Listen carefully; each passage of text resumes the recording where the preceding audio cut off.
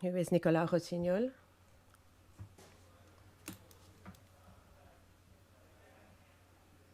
Good morning, everybody. I'm going to try speaking a little bit in Spanish. It's only a few words. Please excuse me for my terrible accent. I'm Nicolas Rossignol. I'm the project director for the ESPON research project.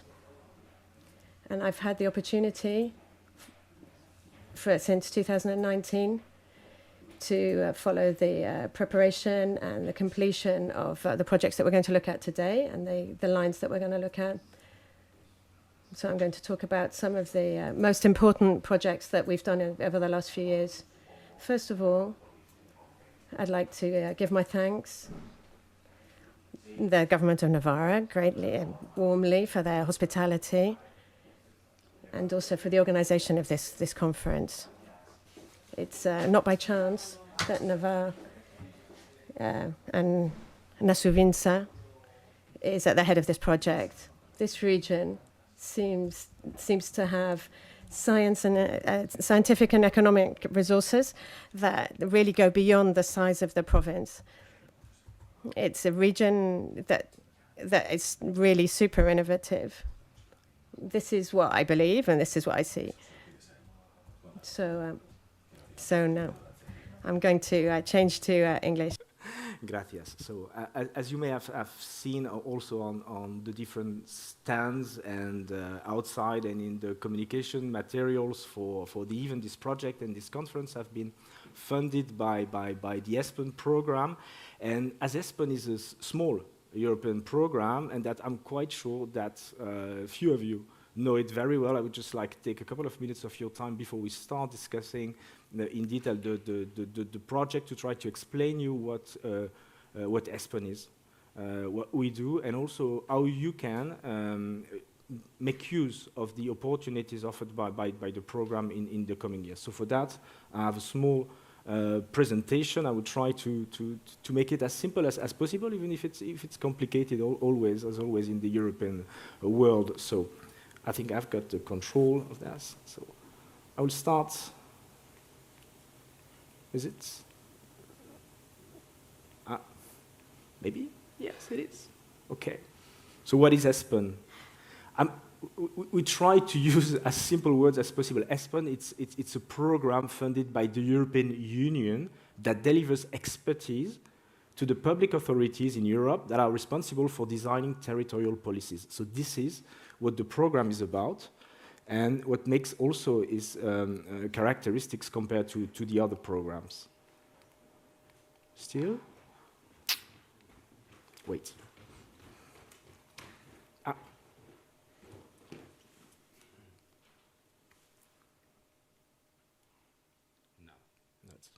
Aquí suena. Okay, maja. Bueno, gracias. So, who is ESPON? ESPON, just a couple of words about that. So, it's a program funded by the European Union. I mean that we are funded by what we call the ERDF, the European Regional Development Fund, which is our main source of funding, which is provided by the European Commission. But there is a board, and all 27 countries, plus the EFTA, the 4 EFTA countries, are represented at ESPON. So it means that Spain has an official representative at the board of ESPON. And we're talking, when I say it's a small program, we're talking about 60 million. I don't know if you know Urbact, for instance, which is another program like us. They are managing a much bigger, something like 100 million euros, etc. So 60 million, it's quite small, but we think that with that, we still manage to provide some added value. And what IRIE did is also a way to demonstrate what the program is capable of delivering. And the program is it's located in Luxembourg, and it's implemented by a specific structure that I'm representing today, which is the ESPON EGTC. You know EGTC because you have EGTC in Navarra as well, I think with the Euro region. So it's a specific form of EGTC at ESPON. So what do we do? What do we do? Well, we create knowledge, we deliver evidence. So this is our daily jobs by financing studies based on the needs of the public authorities that are requesting them at the EU level and at all level, national, regional level. And what makes the specificity of ESPON is that our studies always have a territorial focus. So we are not doing sectoral studies, but constantly and only territorial studies. And there is a novelty in the new ESPON program, which is starting this year and which will last until 2029, is that now we have also thematic priorities. So it was not the case in the past when we started developing this IRIE project, but in the future we will organize and structure our work around thematic priorities. And then I will just show you those priorities for the future, because they can also give you hints on where and how we could work together potentially in the future, and the way we will be working with regional authorities in the future. So we will be working on climate neutral territories, which is one of the most topical issue at the moment in Europe, dealing with all the challenges related to the energy transition. There will be another one, which is adaptation to the impact of climate change, which is the other side of the green transition of Europe. We'll have one thematic strand around smart connectivity, which is linked to the digital transition, and we have others, more cross-cutting, like governance of functional areas, places resilient to crisis. I will go to that in a moment. Perspective for all people and places, which is dedicated to looking at the different patterns and development models in European regions and territories. A specific strand on cross-border topics.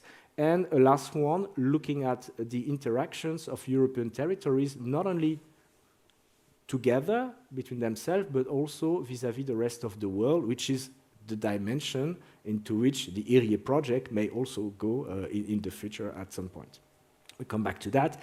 So today we are positioning and we'll be discussing the results of the IRIE projects, and from our perspective, the results that we'll be discussing today and tomorrow are clearly related to these issues of resilience, in the sense that in the future we will be then working and try to provide more evidence, territorial evidence, on the vulnerability of the European territories to different type of crises. So there was the COVID crisis, there is an ongoing environmental crisis, and so on and so forth. There's a war now in Europe. Digital transition is also a form of a disruption crisis that affect and impact the different territories. So we'll be working under this thematic strands in those different topics and trying to address and inform better these different challenges. The way you can use ESPON, I will go quickly, but we will be talking, and you will be presenting a lot of scientific results during these 2 days. But ESPON is not only about scientific reports. We try more and more, and Xavier for that made a huge job together with a colleague, Jon, I think is also in the room, developing the dashboard for IRIE, which is exactly the direction that we would like to take to make our results more and more accessible to a broader audience. So how can we work together in the future?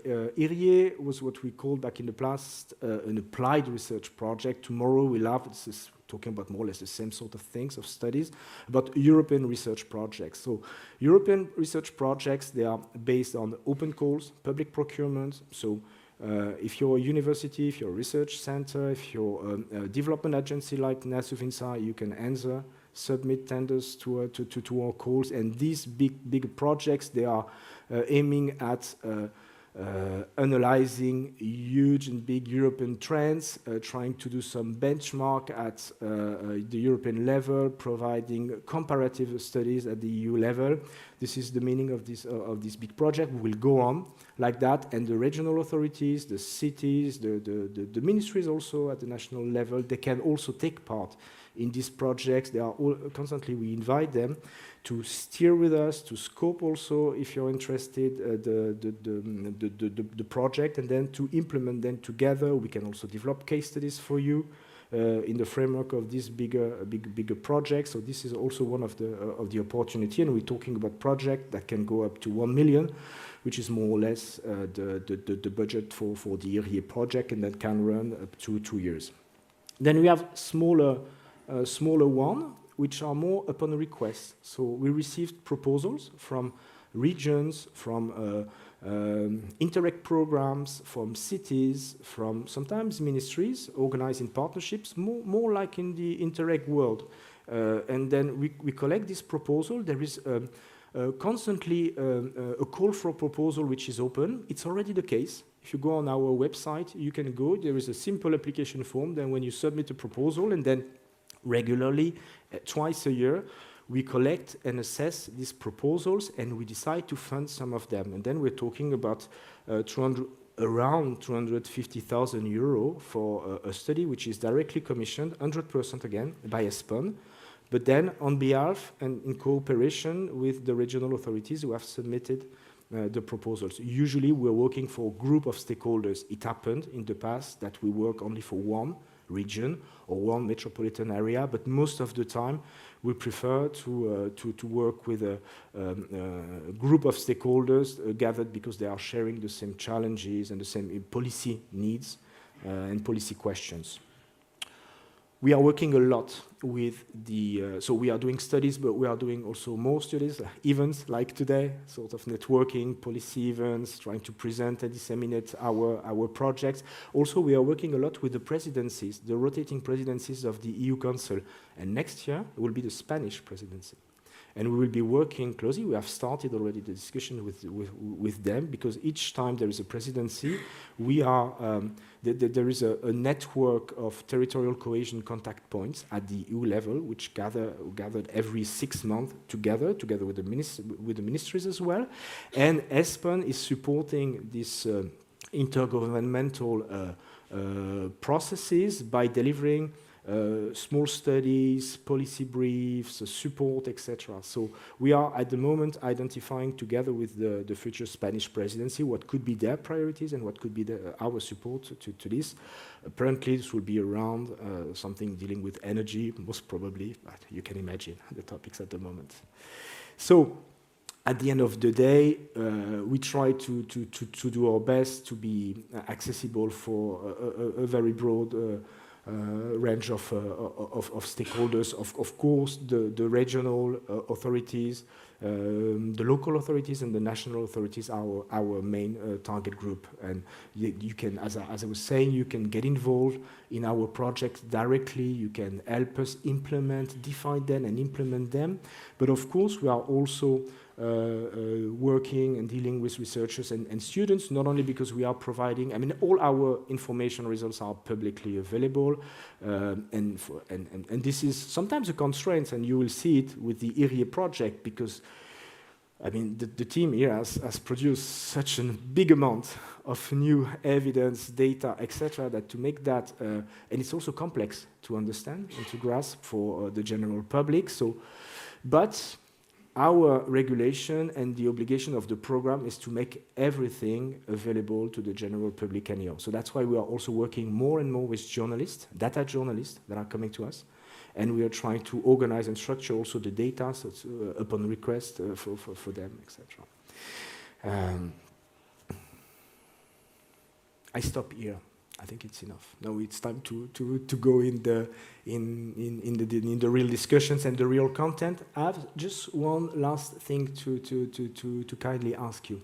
We would like to use today and tomorrow, I promise just for a few moments, this application called Slido. If you can go on your mobile, and you go and you type Slido, and then you go there, and there is just like a window, and in the event code you type ESPON.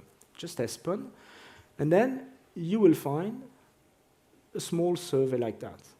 And I would like you to try to go and answer this first question, and maybe later today, and most probably tomorrow morning also, I come back with a couple of other questions, and we'll see the results of this. This is also important for us. Okay, thank you very much. Muchas gracias para todos, and then I give you back the floor, Amalia. Gracias.